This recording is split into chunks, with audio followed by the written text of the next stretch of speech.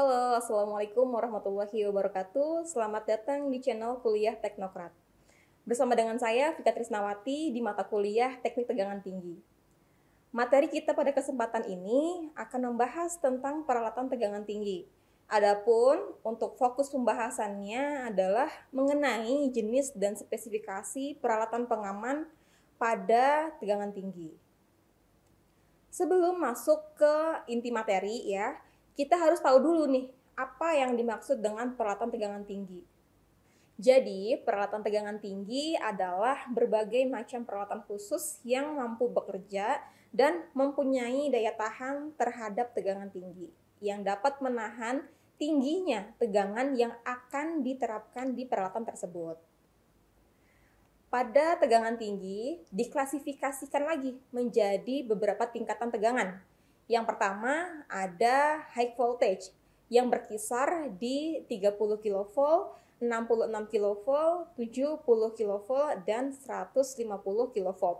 Yang kedua ada tegangan ekstra tinggi, yaitu ada di kisaran 220 kV, kemudian ada di 500 kV, dan ada di 765 kV. Serta yang terakhir, ada tegangan ultra tinggi atau UHT ya singkatannya, yaitu tegangan yang melebihi atau lebih dari 765 kV. Pada sistem tenaga listrik, kita sederhanakan saja dari pusat listrik ke beban itu terdapat beberapa proses. Yang pertama ada di proses pusat pembangkitan. Di pusat pembangkit ini ada beberapa sumber energi yang digunakan. Contohnya ada PLTU, kemudian ada PLTA, kemudian ada PLTS, dan lain sebagainya. Kemudian diteruskan ke gardu induk, di mana di sana terdapat trafo step up untuk menaikkan tegangan. Nah, dari trafo step up tersebut, tegangannya disalurkan melalui jaringan transmisi hingga sampai di gardu induk distribusi untuk dimasukkan ke dalam trafo step down untuk diturunkan tegangannya menjadi 20 kV. Nah, dari tegangan tersebut kemudian akan dibagi-bagi menjadi beberapa kelompok beban ya, sehingga diturunkan kembali tegangannya menjadi 380 untuk 3 fasa dan 220 untuk yang satu fasa, sehingga dapat digunakan oleh masyarakat. Nah, berikut ini merupakan macam-macam peralatan yang dibutuhkan atau yang digunakan untuk di sistem pembangkit dan di pengujian tegangan tinggi. Yang pertama tentunya ada lightning arrestor, kemudian ada trafo arus dan trafo tegangan, kemudian ada pemutus tenaga dan circuit breaker, selanjutnya yaitu regulator tegangan dan operating terminal atau OT. Kemudian ada transformator tegangan tinggi, selanjutnya ada peralatan-peralatan standarnya, yaitu ada dioda, kemudian ada resistor dan kapasitor tegangan tinggi. Kemudian ada juga elektroda bola-bola ya untuk pengujian, dan konektor serta kabel. Kemudian yang terakhir ada perlengkapan dari grounding atau sistem pembumiannya. Oke. Mari kita bahas mengenai jenis dan spesifikasi tentang peralatan pengaman tegangan tinggi. Oke, di peralatan pengaman atau sistem proteksi itu terdiri dari circuit breaker dan surge protector yang akan kita bahas nih di pertemuan ini. Oke, untuk high voltage CB atau CB tegangan tinggi dibagi menjadi beberapa klasifikasi. Yang pertama berdasarkan tegangannya. Untuk CB yang dibagi berdasarkan tegangannya itu dibagi lagi nih menjadi 4 bagian. Yang pertama ada low voltage atau tegangan rendah, yaitu kurang dari 1 kV. Kemudian ada tegangan menengah atau medium voltage, yaitu berkisar 1 kV sampai dengan 52 kV. Selanjutnya ada high or extra high voltage, berkisar 66 kV sampai dengan 765 kV. Nah, yang terakhir nih ada ultra high voltage, yaitu lebih dari 765 kV. Selanjutnya yaitu klasifikasi CB berdasarkan lokasinya, yaitu dipasang di indoor dan di outdoor, yaitu di dalam ruangan dan di luar ruangan. Kemudian ada berdasarkan eksternal desainnya, yaitu ada yang berbentuk deep tank sama ada yang berbentuk live tank. Nah, selanjutnya nih yang terakhir yang berdasarkan interupsinya, media interupsi. Yang pertama yaitu air break, kemudian ada air blast, ada bulk oil dan minimum oil, selanjutnya ada SF6 gas insulated dan vakum. Baik, kita bahas untuk yang indoor dan outdoor circuit breaker. Indoor circuit breaker adalah CB yang terpasang di dalam ruangan. Medium isolasinya itu untuk tegangan tinggi biasanya berupa gas, misalnya kayak GIS gitu ya. Kemudian untuk outdoor circuit breaker atau CB yang terpasang di luar ruangan, medium isolasinya berupa udara yang terbuka yang diperoleh dengan mengatur jarak antar celah dari konektornya. Selanjutnya ada deep tank dan live tank. Pada deep tank CB, peralatan switching itu terdapat di dalam kontainer metalik yang dipenuhi dengan bahan-bahan isolator.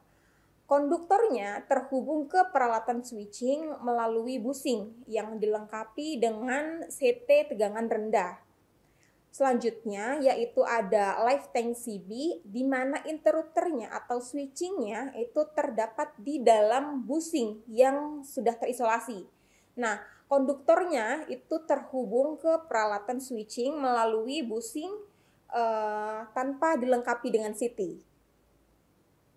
Oke, kita lanjut lagi ke air blast circuit breaker atau yang disingkatnya ya, ABCB. Nah, pada CB jenis ini itu interupsinya terjadi melalui mekanisme pengaliran udara murni yang bertekanan tinggi untuk meredam busur arus yang terbentuk antara kontak yang dipisahkan, di mana udara bertekanan tinggi ini masuk nih bersamaan dengan pemisahan kontak yang diikuti oleh pembukaan katup pneumatik yang mengalirkan udara bertekanan tinggi ke dalam tangki interrupter. Nah, udara ini kemudian mendinginkan udara yang terionisasi di sekitar kontak dan memutuskan aliran busur arus ketika arus ini sudah bernilai 0 untuk pertama kalinya. Oke, selanjutnya untuk oil circuit breaker, ada bulk oil dan minimum oil. Pada bulk oil, interrupter unit ini ditempatkan pada tangki berisi minyak yang berfungsi untuk mengisolasi kontak sekaligus untuk memadamkan busur arus yang terbentuk. Kemampuan dari interupsinya itu ditentukan oleh kecepatan pemisahan kontak dan kemampuan dari minyak isolasi tersebut dalam mendinginkan gas hidrogen yang terbentuk ketika interupsi terjadi. Nah, untuk itu, CB ini dilengkapi dengan nozzle yang akan mengalirkan gas keluar dari tangki minyak. Selanjutnya yaitu ada minimum oil, di mana interrupter dari unit ini ditempatkan dalam ruang isolasi atau insulating chamber ya, pada potensial tinggi di atas kolom yang berisolasi. Dengan cara ini, maka jumlah dari minyak yang dibutuhkan untuk mengisolasi dan memadamkan busur arus yang terbentuk lebih sedikit. Nah, CB ini juga jadi lebih handal karena berkurangnya kualitas minyak akibat switching berulang-ulang kali dapat dihindari dengan penggunaan minyak yang sedikit. Berikut ini ilustrasi atau gambaran dari bentuk bulk oil dan minimum oil. Selanjutnya ada vacuum circuit breaker. Vacuum circuit breaker ini memanfaatkan ruang vakum untuk memadamkan arus yang terbentuk. Busur arus yang terbentuk tidak akan dapat bertahan lama dalam ruang vakum sehingga bisa hilang nih dengan sendirinya.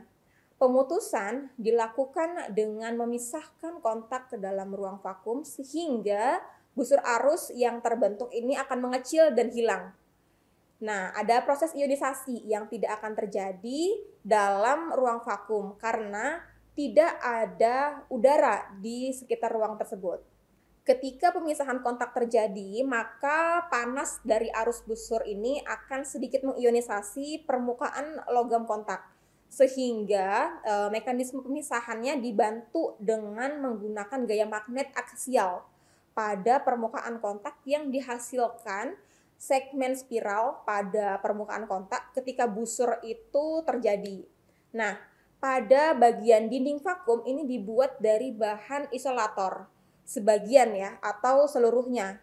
Kemudian diberikan shield untuk menghindari efek dari panas yang dapat merusak isolasi dinding vakum ketika uap logamnya terionisasi dan menempel pada dinding vakum tersebut. Vacuum circuit breaker ini efektif digunakan pada tegangan tinggi menengah tanpa butuh perawatan selama 10.000 kali operasi dengan beban normal. Baik, selanjutnya akan kita bahas tentang SF6 circuit breaker. SF6 merupakan gas elektronegatif yang memiliki kemampuan isolasi dielektrik dan peredam busur arus yang sangat baik, sehingga banyak digunakan pada peralatan tegangan tinggi seperti di GIS ya atau gas insulated switchgear, kemudian di kapasitor tegangan tinggi dan di isolasi kabel tegangan tinggi. SF6 circuit breaker merupakan gas SF6 yang ditempatkan sebagai medium interupsi dalam ruang interrupter.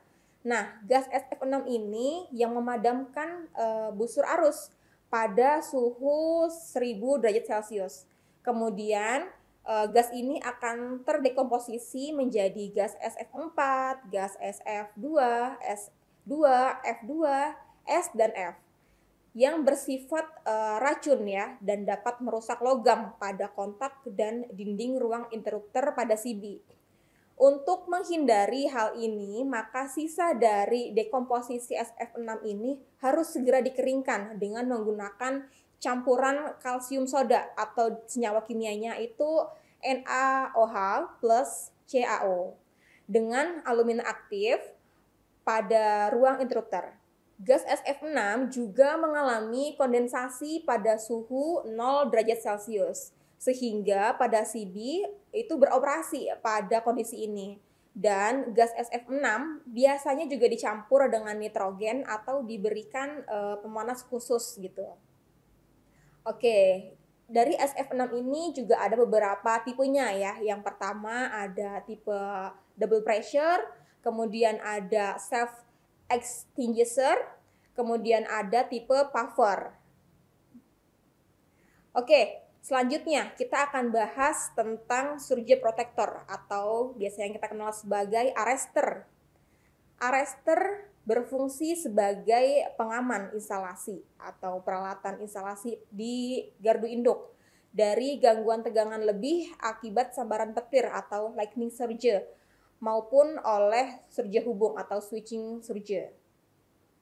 Surge arrestor merupakan peralatan tegangan tinggi yang berfungsi untuk membatasi high transient voltage atau tegangan tinggi transient yang muncul ketika mengalami tegangan lebih atau seperti petir gitu ya. Caranya dengan mengalirkan tegangan lebih tersebut ke terminal pembumian dan mengurangi amplitudo tegangan lebih yang mengalir di sistem ke level yang diperbolehkan dan aman nih bagi sistem yang dilindungi atau nilainya harus lebih kecil dari tegangan impuls yang dapat ditahan oleh peralatan. Arrestor atau diverter ini umumnya dibagi atas dua jenis yang dapat dipilih sesuai dengan karakteristik dari surge tegangan lebihnya, sistem pentanahannya, dan power frekuensi tegangan sistemnya. Nah, kedua sistem tersebut adalah yang pertama, arrestor dengan celah udara atau gap arrestor, kemudian ada arrestor tanpa celah udara atau gapless arrestor.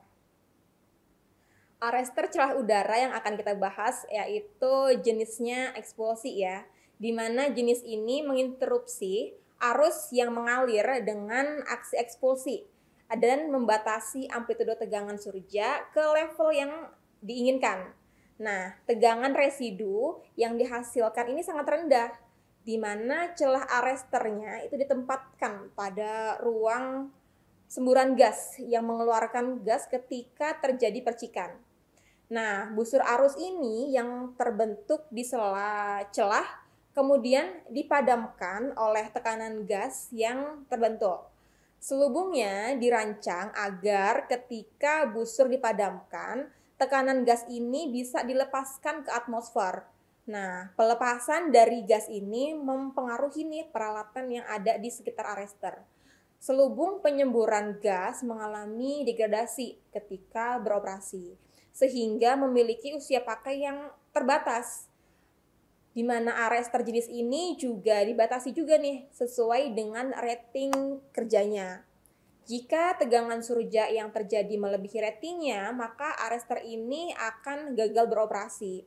Nah, kelemahan ini menyebabkan arrester ini juga jarang digunakan dan digantikan dengan jenis arrester yang lain. Kemudian ada arrester jenis celah percik ya, di mana arrester ini memiliki sepasang tongkat konduktor dengan celah yang dapat diatur. Kemudian tergantung juga nih besarnya percikan tegangan lebih pada arrester. Perlindungan yang sempurna tidak dapat dicapai nih karena percikan tegangan lebih ini nilainya bervariasi ya sesuai dengan ketajaman dari polaritas dan bentuk gelombangnya. Arrester dari jenis ini juga mulai ditinggalkan oleh industri dan jarang juga digunakan. Selanjutnya yaitu ada arrester jenis katup atau non-linear resistor.